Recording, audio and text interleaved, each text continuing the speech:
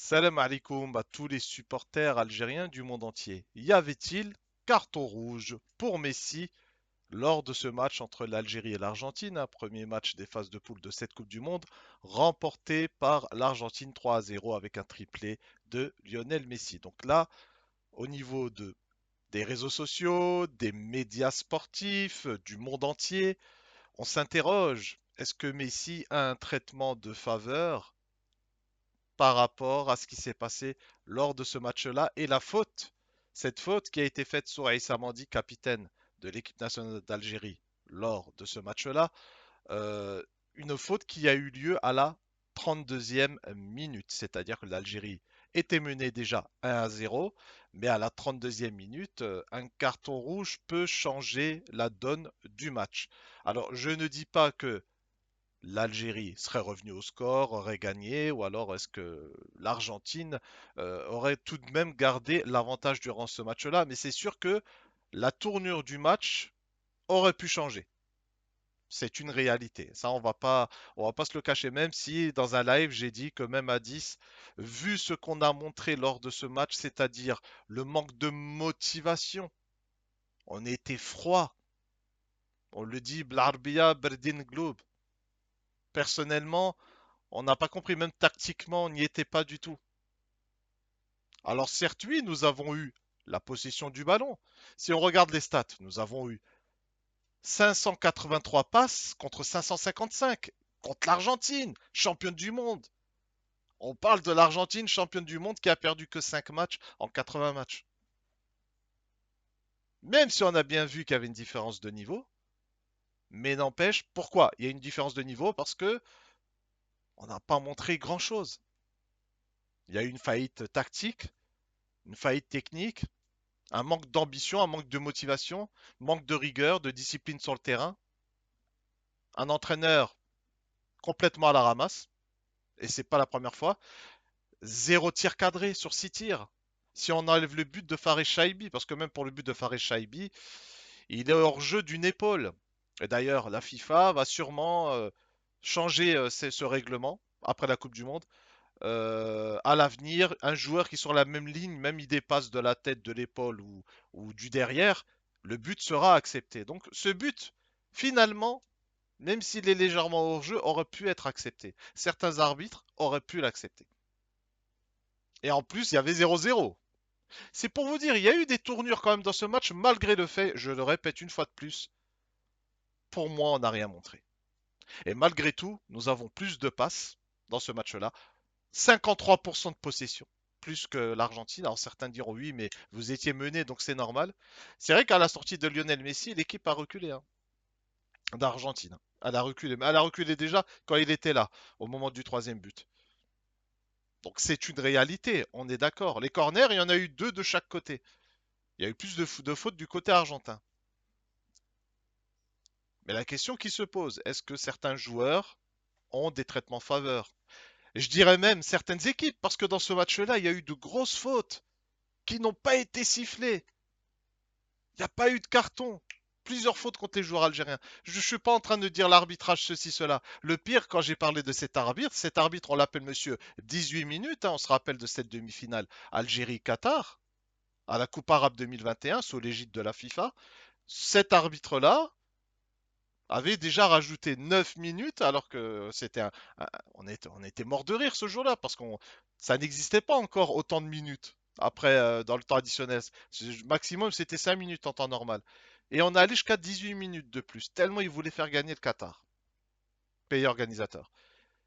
Eh ben cet arbitre-là, moi je dis pour rigoler, bon, voilà, c'est cet arbitre, mais bon, j'aurais jamais pensé qu'il allait faire de telles choses, en toute sincérité. Mais je le répète, une fois de plus, on n'a pas été à la hauteur de l'événement et du rendez-vous. Parce que les joueurs, c'est pas qu'ils avaient peur de l'équipe en face, pas du tout. Mais ils ont trop respecté l'adversaire. Ils osaient même pas toucher Lionel Messi. À part un moment, Boudaoui lui a fait un tampon, il l'a relevé. Il lui a dit Smah. Mais c'est le football, c'est un sport de bonhomme, hein. Donc déjà, on les a trop respectés. Et la preuve, c'est le discours des joueurs à la fin du match. Ils disent ouais, mais il y avait Messi en face. On parle pas de Messi 2014. maximum 2018, 2011. Déjà en 2022, il était en déclin et il a gagné la Coupe du Monde parce que c'était un effectif, c'était pas lui tout seul. Mais là, c'est 2026. Il a presque la quarantaine. Moi, le discours des joueurs, c'est un discours hyper défaitiste et qui sent vraiment pas bon. Et ils nous ont habitués, hein. C'est toujours les mêmes joueurs qui ont toujours ces discours. Ils relativisent tout le temps. Ils se disent pas il y a un réel problème. Il y a un réel problème depuis des années. C'est juste que des fois, on essaye de colmater des brèches, de bricoler, d'essayer de cacher certaines choses. Nous avons l'effectif et les joueurs qu'il faut pour réussir. Nous n'avons pas le bon maître à bord, c'est tout. Dès que tu auras le bon maître à bord, lui, il va garder le gros noyau, il va juste rectifier trois, quatre petites touches et ça va marcher comme c'est des roulettes, on sera sur un tapis volant. Mais là, clairement, c'est vrai que le discours des joueurs, il fait peur. J'espère que pour la suite des événements, voilà, que le coach il va se réveiller parce que là, clairement, comme l'a dit Hervé Renard avec ses nouveaux sélectionneurs de la Tunisie, il leur a dit aux joueurs tunisiens, si vous rentrez maintenant au pays, imaginez. Parce que les gens, ils sont pas contents. Il le sait très bien. Pour l'Algérie, c'est pareil. D'ailleurs, c'est pour ça que certains joueurs comme Mahrez et tout, ils ont mis des stories. Remobilisation, des trucs comme ça. Parce qu'ils savent très bien que le Chab, le peuple algérien, il est dégoûté de ce qu'il a vu. Parce que perdre contre l'Argentine, ça peut paraître normal. C'est la meilleure équipe du monde avec la France. Voilà, c'est la, la question ne se pose pas. Premier mondial, classement FIFA. Voilà, c'est la question se pose pas. Mais là, quand même, on ne répond pas de cette manière. L'Algérie n'a jamais joué de cette manière en Coupe du Monde. Jamais. C'est la cinquième participation. C'est le 13e match. Jamais de la vie on a joué de cette manière. Même avec des effectifs beaucoup moins, avec moins de qualité. Mais je le répète, il y a des faits de jeu qui font que le match peut changer. Le but, s'il était accepté, et surtout ce carton rouge, que tous les jours il y a un carton rouge. Le monde entier le dit. Il y a juste Infantino qui rigole, qui dit rien, président de la FIFA, et puis l'arbitre, hein. L'arbitre, regardez au final, hein, on rigolait sur lui, j'avais fait une vidéo sur lui, finalement, regardez ce qui s'est passé. Parce qu'à la 32e minute, tu te retrouves à 10. Je dis pas qu'on aurait gagné ce match ou qu'on aurait égalisé, mais tu as beaucoup plus de chance. Beaucoup plus de chance, surtout par rapport à ce que tu avais montré. Parce que tu n'as pas montré grand-chose. Parce que si tu avais montré vraiment un vrai football, je peux vous assurer qu'il y aurait eu au moins match nul dans ce match-là.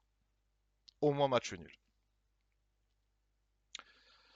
Enfin bon, on va pas s'éterniser sur ça, mais ce qui est certain, c'est que une fois de plus, nos joueurs ne sont pas protégés, notre équipe n'est pas protégée. Et ce que j'avais dit à la prise de fonction du président de la Fédération algérienne de football, Walid Sadi, protège l'équipe nationale et protège nos équipes nationales de jeunes, masculines, féminines, les clubs algériens. Ça continue, hein. C'est inadmissible ce qui s'est passé. Il aurait dû avoir un carton rouge. Lui-même, quand il a fait la faute, il s'est dit c'est bon, je suis foutu. Il s'est dit je suis foutu. Il le savait, il a commencé à rigoler comme ça, il s'est dit aïe, j'ai fait une connerie. Mais bon, il est resté sur le terrain, il a mis deux autres buts et il est sorti. Et on n'a rien montré, malheureusement. À part deux, trois joueurs à être nourris un petit peu, même s'ils se croient au quartier. Maza, franchement. Voilà. Et puis Shaibi, hein, que vous avez tous critiqué, que moi je vous disais, non, titulaire, offensivement, il peut apporter. Parce qu'il a faim. Vous savez, c'est un joueur qui a faim. Si tous les joueurs sont comme Shaibi, je peux vous assure, vous allez faire un très gros parcours. Des mecs qui courent sur le terrain qui ont faim. C'est ce que je veux. C'est pas plus compliqué que ça. Talentueux, pas talentueux. Tu cours sur le terrain, c'est bon. T'as un bon cardio, tu t'arraches sur le terrain, tu donnes ta vie sur le terrain pour le pays, pour le drapeau, pour le peuple, pour la nation. Tout se passera bien, Inch'Allah.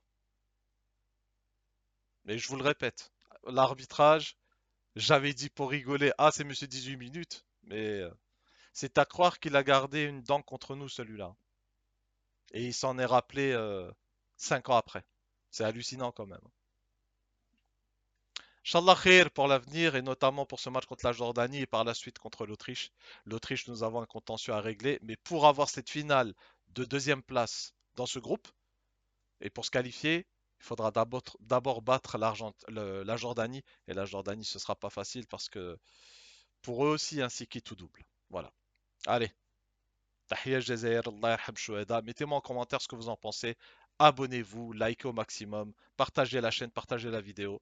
Mettez-moi en commentaire ce que vous en pensez. Wassalamu alaikum.